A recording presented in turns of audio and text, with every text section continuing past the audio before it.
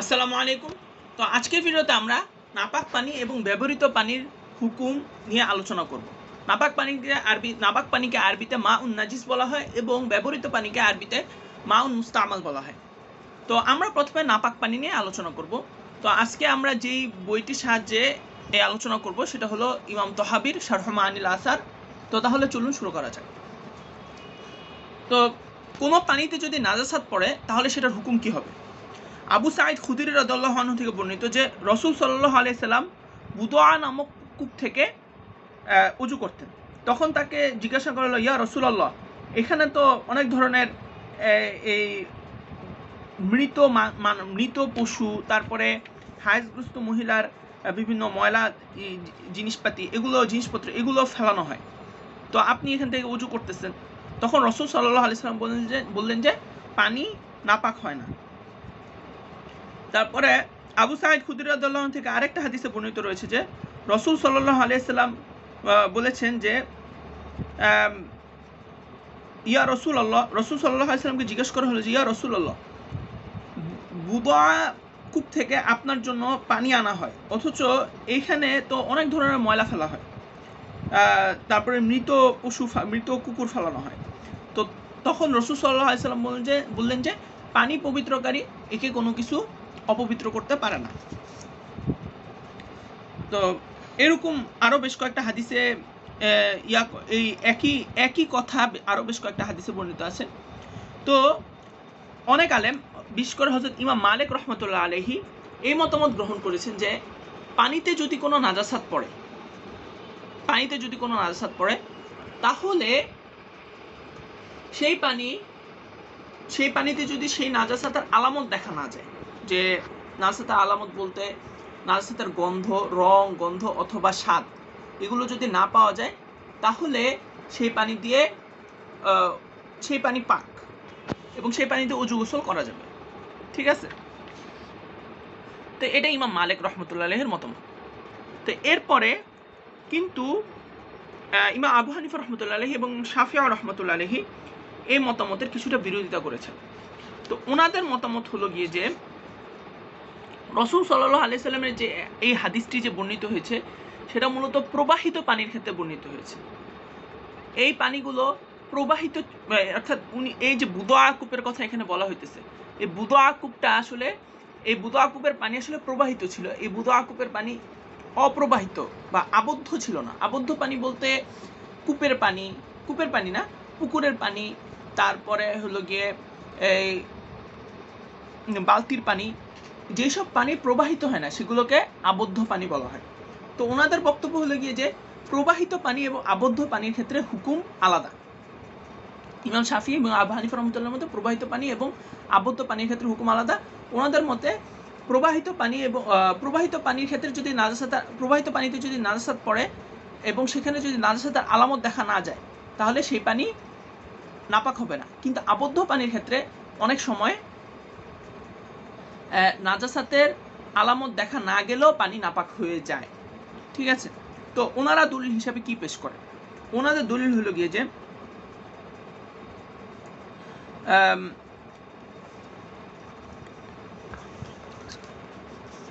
রাসূল সাল্লাল্লাহু আলাইহি সাল্লাম বলেন, নাহা আন ইয়াবুলা রাজুলু, রাসূল সাল্লাল্লাহু আলাইহি সাল্লাম আবু হুরায়রা রাদিয়াল্লাহু আনহু থেকে বর্ণিত, রাসূল সাল্লাল্লাহু আলাইহি সাল্লাম এই আবদ্ধ পানিতে পেশাব করতে নিষেধ করেছেন। অর্থাৎ আবদ্ধ পানিতে পেশাব করে তারপর সেখান থেকে অজু কিংবা গোসল করতে নিষেধ করেছেন। তারপরে তিনি আরেকটা হাদিসে বলেন যে রাসূল সাল্লাল্লাহু আলাইহি সাল্লাম আবদ্ধ পানিতে আরেকটা হাদিসে বর্ণিত আছে, আবু হুরায়রা রাদিয়াল্লাহু আনহু থেকেও বর্ণিত, এই হাদিসও আবু হুরায়রা রাদিয়াল্লাহু আনহু থেকে বর্ণিত যে তোমাদের কেউ যাতে আবদ্ধ পানিতে পেশাব করে, আবদ্ধ পানি অর্থাৎ যেসব পানি প্রবাহিত হয় না সেসব পানিতে পেশাব করে তারপর সেখান থেকে গোসল না করে। তারপরে এরপরে আরেকটা হাদিসে এই কথা বর্ণিত আছে যে তোমাদের মধ্যে কেউ যাতে আবদ্ধ পানিতে প্রস্রাব করে তারপর সেখান থেকে উজু করে অথবা পানি পান না করে, উজু না করে অথবা পানি পান না করে। তো এইসব হাদিস থেকে যেটা বুঝে যেতেছে যে আবদ্ধ পানিতে যদি প্রস্রাব করা হয় বা পায়খানা করা হয় তাহলে সেই পানিতে প্রস্রাবের আলামত বা পায়খানার আলামত প্রকাশ পাক কিংবা না পাক সেই পানি নাপাক হয়ে যাবে, অর্থাৎ এটা ওনাদের দলীয়। তারপরে উনি আরেকটা হাদিসে বর্ণনা করেন যে যে তোমাদের কেউ যাতে আবদ্ধ পানিতে গোসল না করে জুনুবি অবস্থায়, অর্থাৎ তোমাদের যাদের উপর গোসল ফরজ হয়েছে তারা যাতে আবদ্ধ পানিতে গোসল না করে। ঠিক আছে, তো এখন প্রশ্ন হলো যে কিন্তু আবু হানিফা এবং ইমাম হানাফি মাযহাব এবং শাফিঈ মাযহাবে আবদ্ধ পানির মধ্যে তারা একটা পার্থক্য করেছে। তাদের মতে আবদ্ধ পানি দুই প্রকার, একটা হলো কম আবদ্ধ পানি আর একটা হলো বেশি আবদ্ধ পানি। তো কম পানি এবং বেশি পানি, কম আবদ্ধ পানি এবং বেশি আবদ্ধ পানির সংজ্ঞা কি সেটা নিয়ে ওনাদের মধ্যে একটা মতবিরোধ রয়েছে। তো সেই মতবিরোধটা হলো যে, তো মতবিরোধটা জানার আগে আমরা একটা হাদিস দেখি। সেটা হলো কি যে আব্দুল্লাহ ইবনে ওমর রাদিয়াল্লাহু আনহু থেকে বর্ণিত যে রাসূল সাল্লাল্লাহু আলাইহি সাল্লামকে পানি সম্পর্কে জিজ্ঞাসা করা হলো এবং পানিতে যেসব হিংস্র জন্তু জানোয়ার মুখ দেয় সেগুলো সম্পর্কে জিজ্ঞেস করা হলো। তখন রাসূল সাল্লাল্লাহু আলাইহি সাল্লাম উত্তর দিলেন যে ইদা বালাগাল মাউ কুল্লাতাইনি ফালাইসা ইয়াহমিলুল খাবাস, যখন পানি 2 কুল্লা পর্যন্ত পৌঁছে যায় তখন সেটার মধ্যে কোনো ধরনের নাপাকি থাকে না, বা সেটা কোনো নাপাকি বহন করে না, সেটা কোনো নাপাকি বহন করে না। তো এই হাদিসের পরিপ্রেক্ষিতে ইমাম শাফিঈ রহমতুল্লাহ আলাইহি বলেন যে পানি যদি 2 কুল্লা পর্যন্ত পৌঁছায় যায় তাহলে সেই পানিতে যদি নাপাকির আলামত প্রকাশ নাও পায় তাহলেও নাপাকির আলামত প্রকাশ না পায় তাহলে সেই পানি নাপাক হবে না। তো 2 কুল্লা বলতে কি বোঝায়? 2 কুল্লা বলতে 500 রিতেল বা বর্তমান হিসেবে 225 লিটারের মতো, 250 লিটার, প্রায় 225 থেকে 250 লিটারের কাছাকাছি।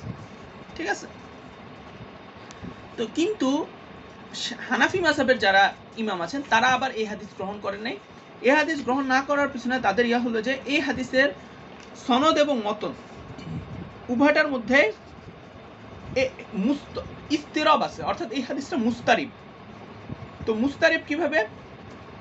প্রথম ইয়া হলো যে এখানে বলা হয়েছে যে 2 কুল্লা, তো একই হাদিস অন্য জায়গায় বর্ণিত আছে যে 3 কুল্লা, আরেক জায়গায় বর্ণিত আছে 4 কুল্লা, আরেক জায়গায় বর্ণিত আছে 5 কুল্লা।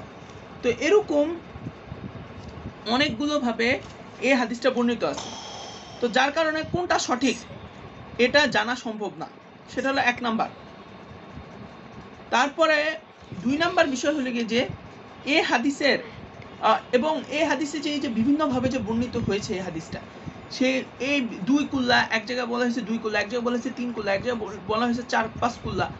তো এই সবগুলোর মধ্যে সমন্বয় সাধন করা সম্ভব না, এটা হলো 1 নাম্বার। 2 নাম্বার হলো যে রাসূল সাল্লাল্লাহু কুল্লায়ের অর্থ কি সেটা নিয়ে আলেমরা একমত না। কুল্লায়ের অর্থ কেউ অনেক বড় একটা পাত্র পারে 200 লিটার বা 300 লিটার এরকম করেছেন, আবার অনেকে অনেক ছোট এরকম 5-7 লিটার বা এরকমও করছে, অনেকে আরো অনেক বড়, অনেকে আরো অনেক ছোট, এরকম কুল্লায়ের অর্থের মধ্যে অনেক বিভিন্নতা আছে। তো এটা হলো এই হাদিসের দ্বিতীয় সমস্যা। তৃতীয় সমস্যা হলো এই হাদিসের সনদের মধ্যে কিছুটা ইস্তিরাব আছে, যেটা এই হাদিসের তৃতীয় সমস্যা। এই কারণে হানাফি মাযহাব এবং মালিকি মাযহাবের যারা আলেম রয়েছেন তারা এই হাদিসটা গ্রহণ করেননি। তো কিন্তু হানাফি মাযহাবে এরকম একটা মতামত রয়েছে যে পানি যদি আবদ্ধ পানির মধ্যে তারাও কম বেশি হিসাব করেন, অর্থাৎ কম আবদ্ধ পানিতে যদি নাজাসাত পড়ে তাহলে নাজাসাতের আলামত দেখা যাক কিংবা না যাক সেই পানি নাপাক হয়ে যাবে, এবং বেশি পানির মধ্যে যদি নাজাসাত পড়ে তাহলে সেটা পাক হোক, সেটার আলামত যদি দেখা না যায় তাহলে সেটা নাপাক হবে না। কিন্তু ওনারা যে বেশি পানির সংজ্ঞা দেয় সেটা শাফি মাযহাব থেকে কিছুটা ভিন্ন। ওনাদের মতে যদি কোনো হাউস বা পানি যেখানে যে পাত্রে রাখা হয়েছে সেটা যদি এত বড় হয় যে দৈর্ঘ্যে 10 হাত এবং প্রস্থে 10 হাত ও এটার গভীরতা যদি 2 থেকে 3 হাত হয় তাহলে সেই পানি সেটা বেশি পানি হিসাবে গণ্য হবে, আর এর চেয়ে কম হলে সেটা অল্প পানি হিসাবে গণ্য হবে।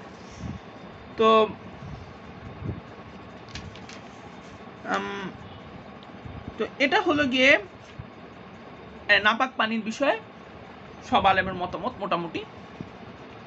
এখন প্রশ্ন হলো কোন মতামতটা বেশি সঠিক?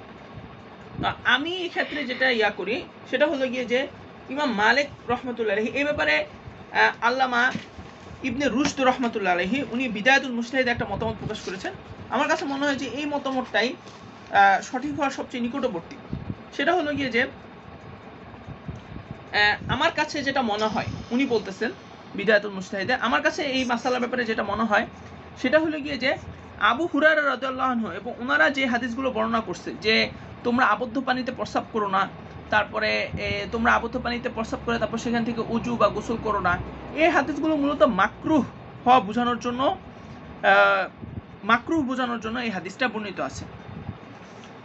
অর্থাৎ আবদ্ধ পানিতে প্রস্রাব করে সেখান থেকে উজু বা গোসল করা মাকরুহ। আর যেটা আবু সাঈদ রাদিয়াল্লাহু আনহু এবং আনাস রাদিয়াল্লাহু আনহু যে হাদিস বর্ণনা করছে, অর্থাৎ পানিকে কোনো কিছু নাপাক করে না, তারপরে পানির যদি কোনো কিছু পানির রং, গন্ধ কিংবা স্বাদ না বদলায় তাহলে সেটা পানিকে নাপাক করবে না, এই ধরনের যে হাদিসগুলো আছে সেগুলো হলো গিয়ে জাওয়াজ বা জায়েজ হওয়া বোঝানোর জন্য করা হয়েছে। এই হাদিসগুলোতে জায়েজ হওয়া বোঝানোর জন্য বোঝানো হয়েছে। তো তাহলে কতটুক হলে, তো এরপরে উনি বলতেছে যে আমার কাছে মনে হয়, আমার মতামত হলো যে কতটুক পানিতে নাজাসাত পড়লে যদি নাজাসাতের আলামত দেখা নাও যায় তাহলেও সেটা থেকে উজু গোসল করা মাকরুহ হবে। তো উনি এরপরে বলতেছেন যে যদি কোনো পানিতে ধরা যাক নাজাসাত পড়লো, এখন আপনি সেই পানি পান করতে আপনার কাছে একটু ফিল হইতেছে, তাহলে সেই পানি দিয়ে উজু গোসল করা ঠিক হবে না, সেই পানিতে উজু গোসল করা মাকরুহ। আর যে পানি পান করতে আপনার কাছে কোনো ধরনের খারাপ ফিল হবে না, সেই পানিতে উজু গোসল করতে পারে। তো তাহলে শেষে আমরা একটা উদাহরণ দিয়ে এই মাসলাটা শেষ করি। সেটা হলো গিয়ে যে যদি মনে করা যাক এক বালতি পানিতে কিছু প্রস্রাব পড়লো, তাহলে এবং সেই পানিতে সেই প্রস্রাবের কোনো আসর বা কোনো প্রভাব, রং, গন্ধ বা স্বাদ কোনো কিছু দেখা গেল না, তাহলে কার মতে কি? ইমাম মালিক রহমতুল্লাহর মতে এই পানি পবিত্র, কারণ যেহেতু সেই পানিতে কোনো ধরনের নাপাকের আলামত দেখা যায়নি। ইমাম আবু হানিফা এবং শাফি রহমতুল্লাহের মতে সেই পানি অপবিত্র, কারণ যদিও সেই পানিতে নাজাসাতের আলামত দেখা যায়নি, কিন্তু সেই পানি হলো কম পানির সংজ্ঞার মধ্যে পড়ে। ঠিক আছে, তো আশা করি এই নাপাকির মাসালাটা সবার কাছে পরিষ্কার। তো এখন আমরা দ্বিতীয় মাসালা, যেটা অর্থাৎ ব্যবহৃত পানির মাসালা, সেটা নিয়ে আলোচনা করব। তো প্রথম কথা হলো ব্যবহৃত পানির সংজ্ঞা কি। তো এবার আমরা ব্যবহৃত পানির হুকুম নিয়ে আলোচনা করব।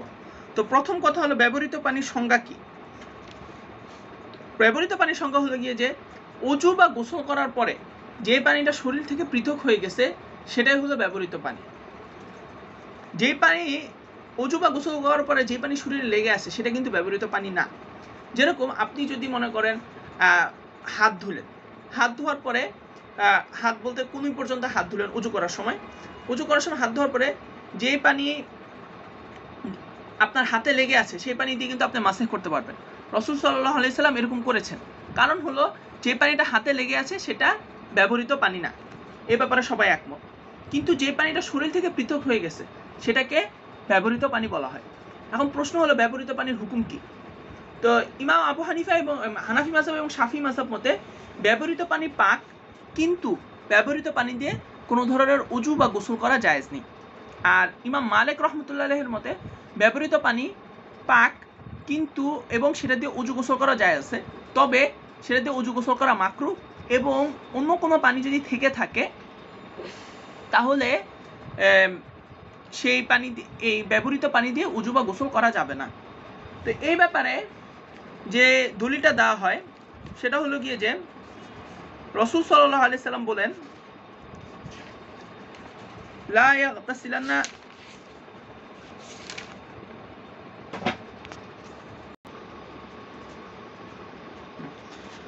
যে আবু হুরায়রা রাদিয়াল্লাহু আনহু থেকে বর্ণিত আছে যে রাসূল সাল্লাল্লাহু আলাইহি সাল্লাম বলেন, লা ইয়াগতাসিলু আহাদুকুম ফিল মাইদ দাইমি ওয়া হুয়া জুনুব, তোমাদের যাদের উপর গোসল ফরজ হয়েছে তারা যেন আবদ্ধ পানিতে গোসল না করে।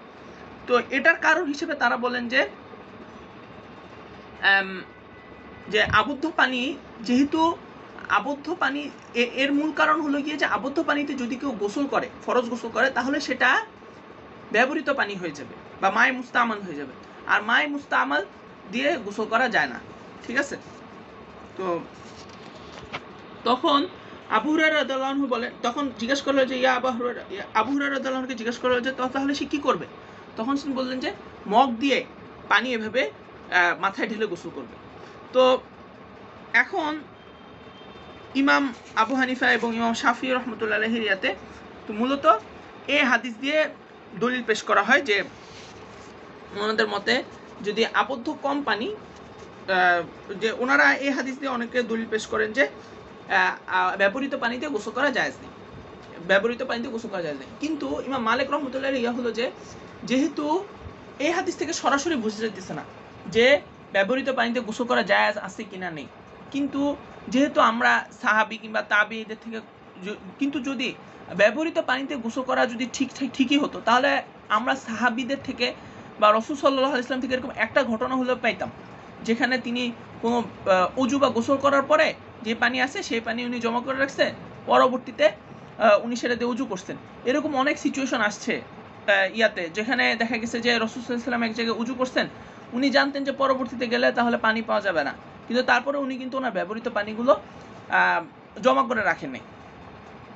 তো এইখান থেকে বোঝা যায় যে ব্যবহৃত পানি দিয়ে, যেহেতু কোনো সরাসরি এমন কোনো হাদিস আসে নাই যেখানে ব্যবহৃত পানি দিয়ে ওযু বা গোসল করতে মানা করা হয়েছে, সেই কারণে ব্যবহৃত পানিতে ওযু বা গোসল করা যাবে, কিন্তু অন্য কোনো পানি থাকলে সেটা দিয়ে ওযু গোসল না করায় ওযু গোসল করা যাবে না, কারণ যেহেতু রাসূল সাল্লাল্লাহু আলাইহি ওয়াসাল্লাম বা সাহাবীরা এটা দিয়ে ওযু করেননি। ঠিক আছে, তো আজকে ভিডিও এই পর্যন্ত। ইনশাআল্লাহ আগামী ভিডিওতে ইনশাআল্লাহ আবার কথা হবে। সেই পর্যন্ত আল্লাহ পাক আপনাদের সবাইকে ভালো রাখুন, সুস্থ রাখুন। আর যদি ভিডিওটি ভালো লেগে থাকে তাহলে অবশ্যই লাইক এবং সাবস্ক্রাইব করার অনুরোধ রইল। আসসালামু আলাইকুম। Assalamu alaikum. I will just fine.